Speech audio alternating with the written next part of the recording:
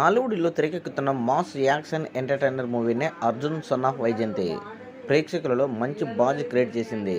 ఈ సినిమాలో హీరో నందమూరి కళ్యాణరామ్ మరోసారి పూర్తి మాస్ అవతారంలో ప్రేక్షకులను ఆకట్టుకునేందుకు సిద్ధమయ్యాడు.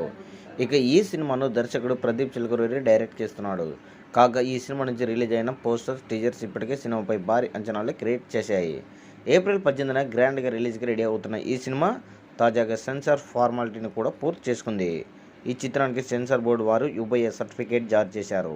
ఈ చిత్రంలోని తల్లి కొడుకుల మధ్య బాండింగ్ ప్రేక్షకులను కట్టిపడేయడం ఖాయమని చిత్ర వర్గాలు చెబుతున్నాయి. అటు ఇందులోని యాక్షన్ సీక్వెన్లు మాస్ ఆడియన్స్కు అలరించబోతున్నాయి.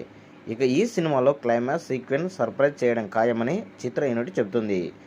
కాగా ఈ సినిమా రన్ టైం 2 గంటల 24 నిమిషాలకు లాక్ చేశారు మేకర్స్. మరి ఈ సినిమా బాక్సాఫీస్ దగ్గర ఎలాంటి సెన్సేషనల్ అందుకుంటుందో తెలియాలంటే ఏప్రిల్ 18 వరకు వెయిట్ చేయాల్సిందే.